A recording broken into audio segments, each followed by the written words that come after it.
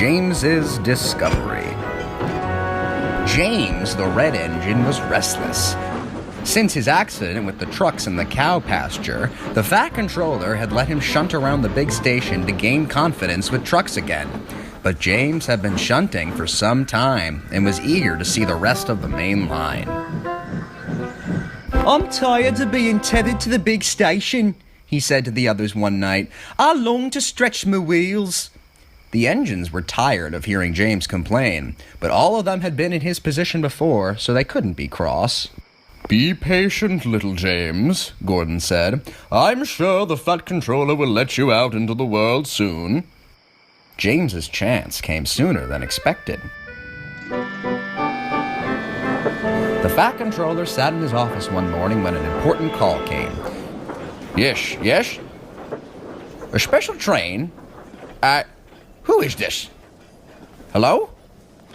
The phone clicked and was silent. The station master came in. You rang for me, sir?"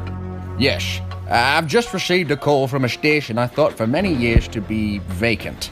They're asking for a special train." "What kind of train, sir?" "A goods train," he replied solemnly. "Surely it's a joke, sir." The Fat Controller looked very grim. "No, I'm afraid it's not." "Well, who will take this train?" "A goods train, sir? Down the main line? Do you mean it?" James said excitedly. "Yes," said the Fat Controller, "but listen very carefully. You're to take these trucks to the old station and leave them there. Pay attention to the rails and do not lose your way." James wasn't sure what the Fat Controller meant, but he was happy to be out of the yards. Later that afternoon, James set out for his destination.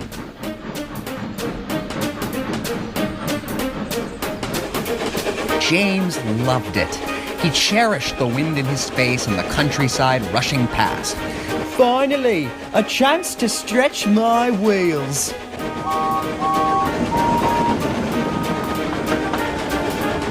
It took some time to reach the old station. By then, the sky was getting dark. "Would you look at this?" James's driver remarked, pointing to the station. "This used to be the junction to an old branch line, long before you came along, James." "Really? Who ran the branch line?" "An old engine, about the same size as Thomas. He was put out of service a long time ago." "What's happened?" James asked, beginning to feel uneasy. I don't remember exactly," his driver replied. James got the feeling that his driver wasn't telling him something.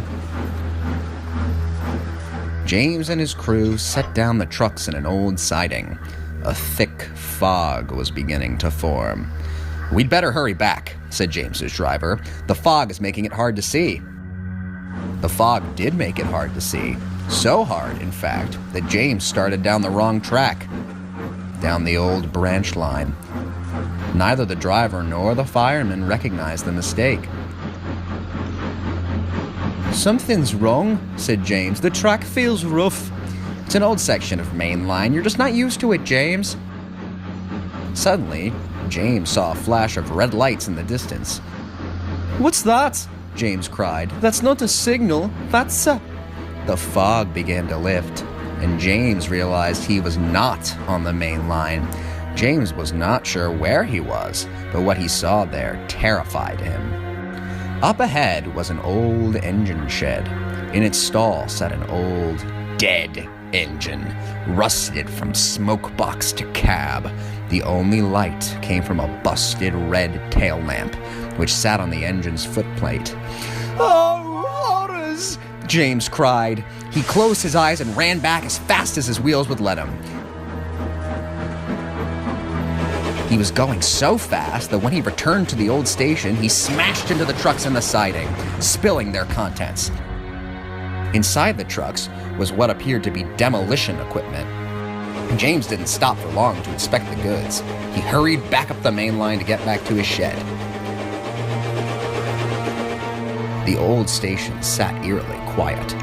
The door of the station building creaked open, and out stepped the Fat Controller. He sighed as he saw the contents of the trucks strewn about on the ground. I really hope James wouldn't have seen this, he muttered to himself.